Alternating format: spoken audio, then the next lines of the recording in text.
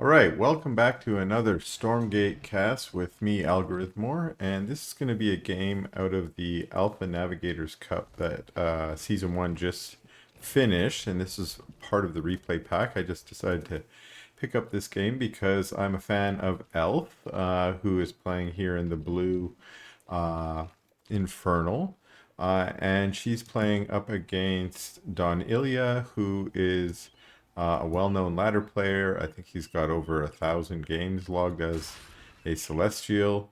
And at least for those at his MMR, I think he's well known for having kind of specific strategies. And I'm not sure if Elf is familiar. Oh, well, actually, I'm sure Elf's probably ran into him on the ladder and or in tournaments like this, and is familiar with his playstyle. So let's see what we've got here. Elf's opening double vault, and it looks like with her farm here, she's going to start her creeping. Whereas, what do we have for ILYA? He's got his creation chamber there, and he's expanded over here. Looks like fairly standard opening, gathering some ore here, possibly for some tech, or what do we have going down here? Yes, a Guardian Nexus. Alright. And we've got some creeping almost finished out here. 2 brutes. Couple imps walking out. Looks like they might be preparing for an expand. The money, the Luminite's almost there. What's that second one there for? Possibly a conclave or maybe a farm. Looks like Elf is creeping and is looking around, doing a little scout on ILYA here. And so far, ILYA hasn't taken this base. ILYA is adding a second creation chamber, but it doesn't look like there's any. Well, there's the first one. It's the first Cree, and that's what that Guardian Nexus is allowed ILYA to produce instead of the standard Argents, which is the more common tier 1 unit used by the Celestials. And it looks like, there we go. Okay, I think it did Elf get a chance to see it, and sure enough, she moves her Fiend in and starts attacking that collection array. That might actually be a smart place to place your collection array as a Celestial, assuming you go collection array first, which is very common. And that is because it's a little harder to run your fiends or dogs or whatever it might be and to harass that. And if you do, you have to come through this ramp and through this ramp here. Get some music going here. There we go. And let's see what's going on here. We got a little more creeping down here, finally getting, oh, it looks like it's the second speed camp, and this is something that Infernals do have a bit of an advantage of, especially over a fast expanding Celestial like this, is you get earlier access to these creeps, and you get out on the map, little map control. And what do we have here? An imp. Ooh.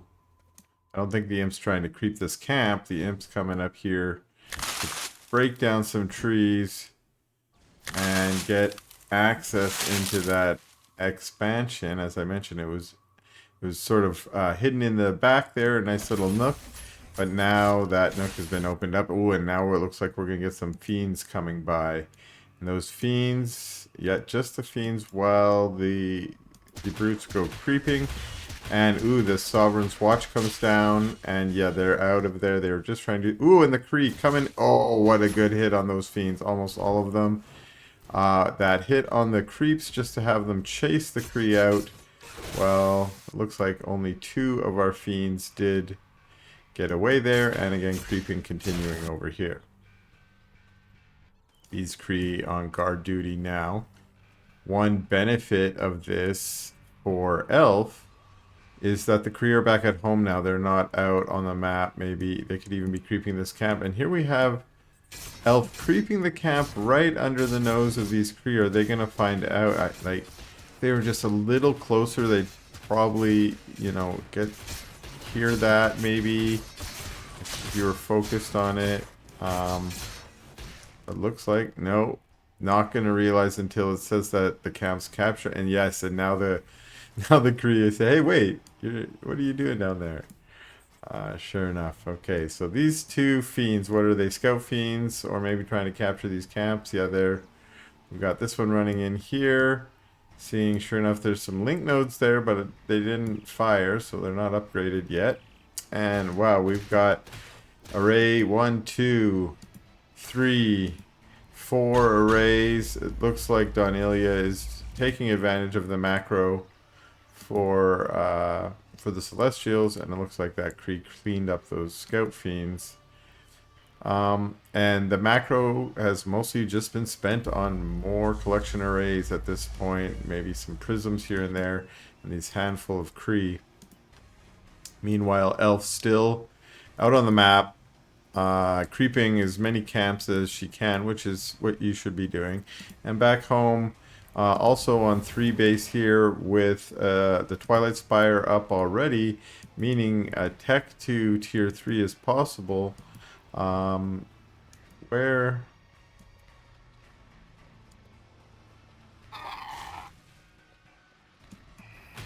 Alright, we've got some more creeping here. I was going to say, where's the greater shrine here? We've got a shrine here. We've got a shrine here. Oh, there it is. For some reason, I didn't recognize it as a greater shrine. What is it that tells it apart? Why does that look exactly the same to me? Is that exactly the same?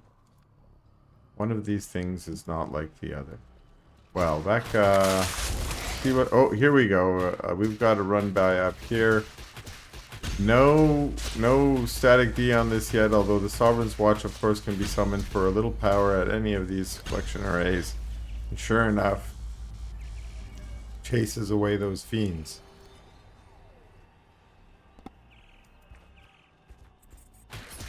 We now have these Kree out on the map, looking for maybe some contact with Elf's army.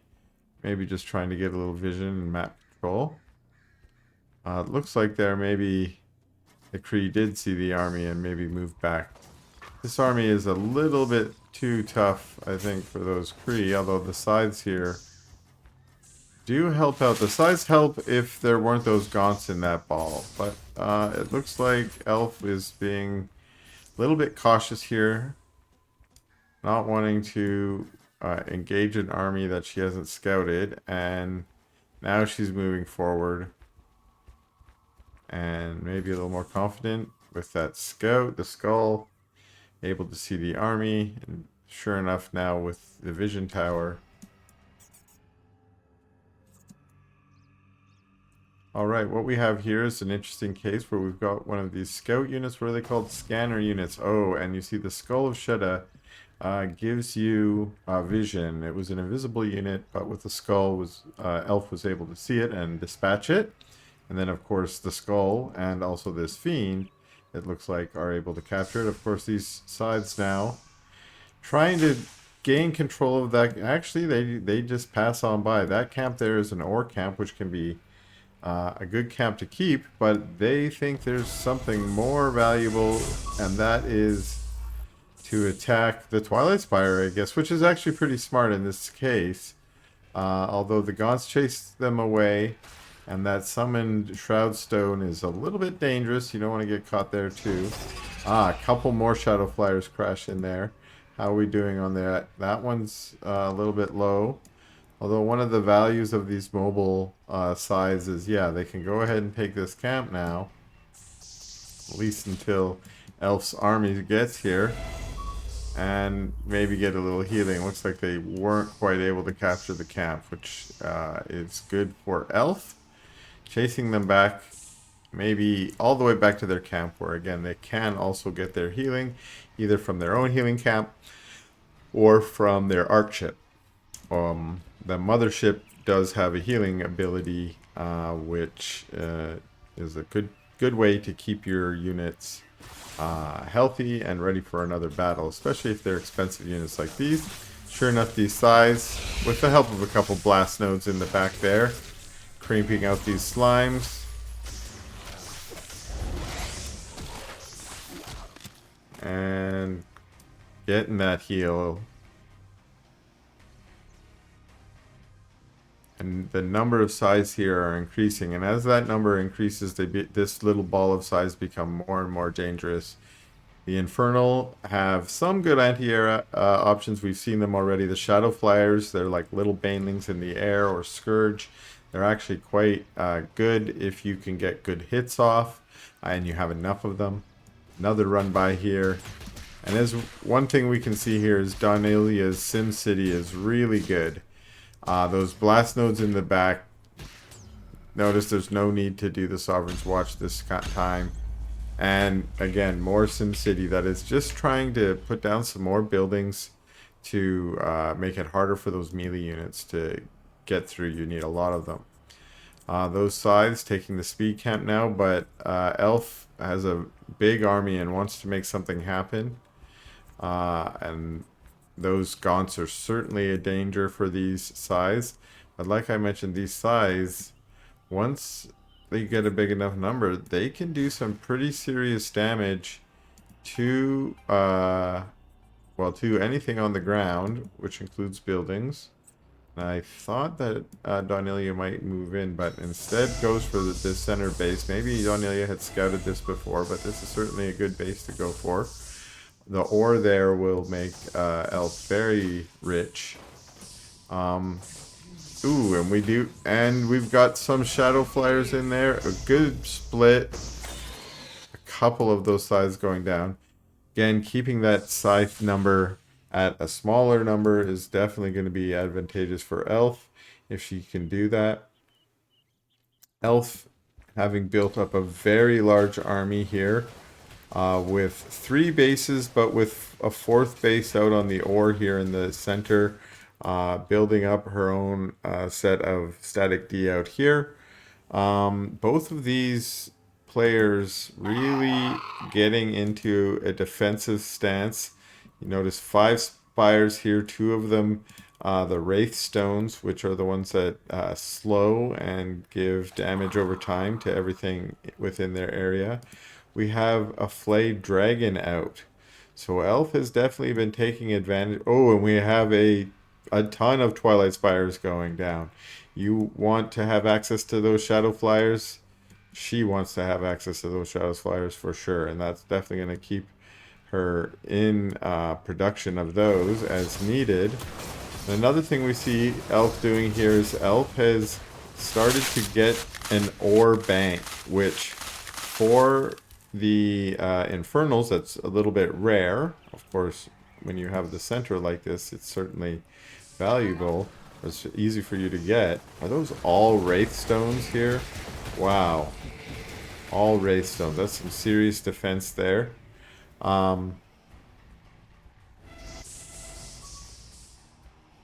Yeah, so another base going down for Elf. And yeah, these Wraith Stones in the defense mode, it looks like she's really teched up here. And we've still got the Scythe tech coming from ILYA. And I mentioned this Scythe Ball.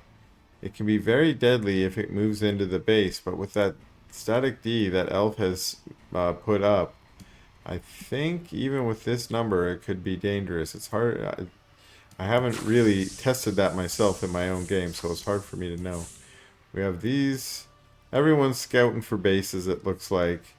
Or maybe those fiends were scouting for the size. Ah! No. Oh! Ouch. Ouch. That dragon is expensive and it takes 5 minutes to respawn. I gave my own. Oh, some pretty good hits there.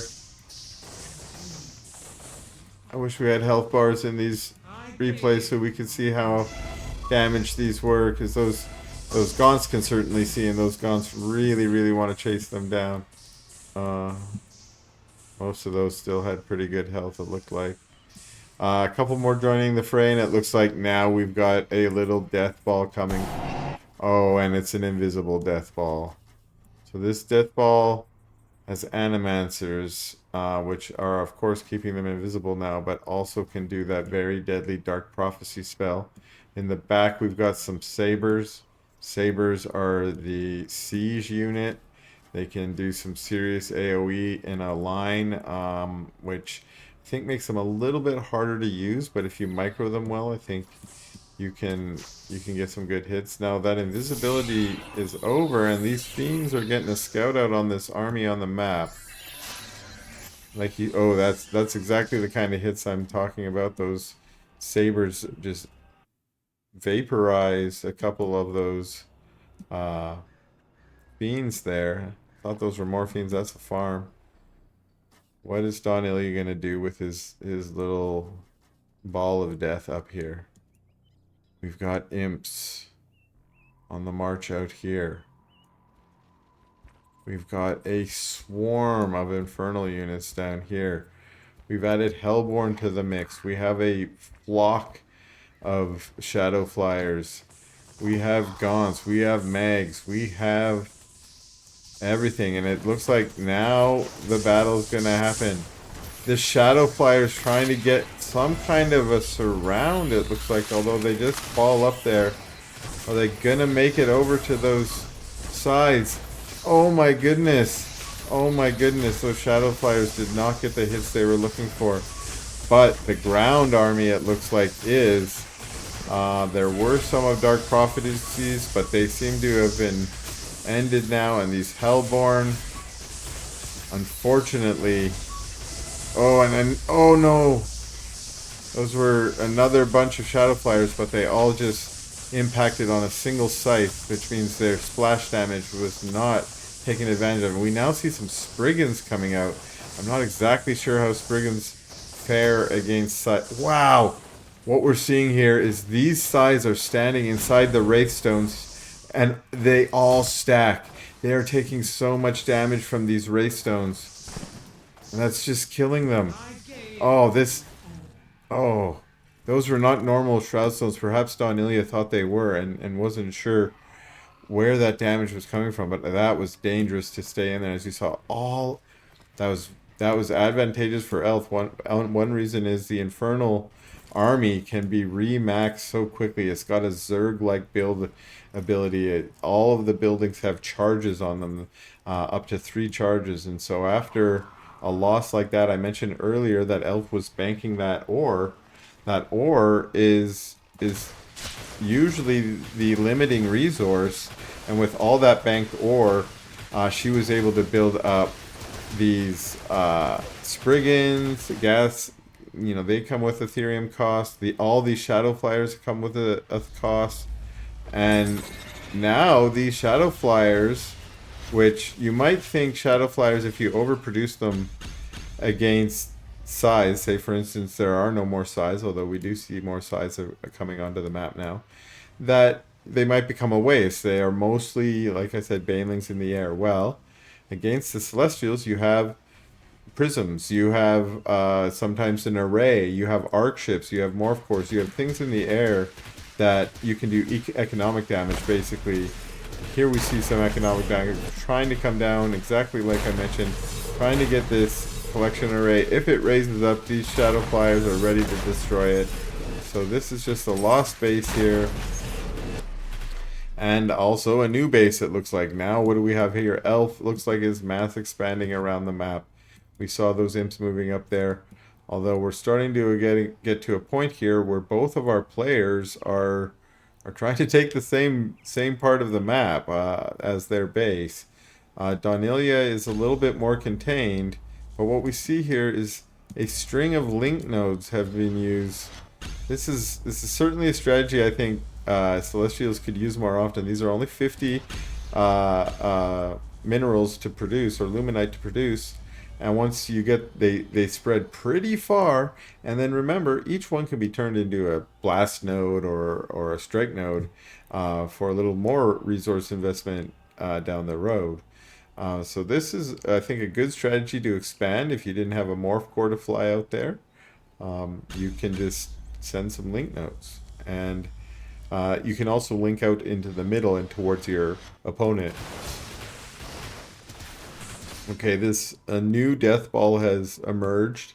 This one has Spriggans. I think one reason why you bring the Spriggans in is as anti-air units, I mean, they're not particularly great units, honestly, for anything. Most Infernal players think them to be pretty useless and in need of a buff. But in this case, what they are is they don't necessarily suicide against the sides.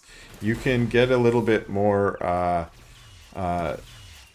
you know, return on your investment. The Shadow Flyers are going to explode one way or another, and you don't get to keep them afterwards, where maybe the Spriggans you do. So in this case, the Spriggans look like they mostly kind of sack themselves.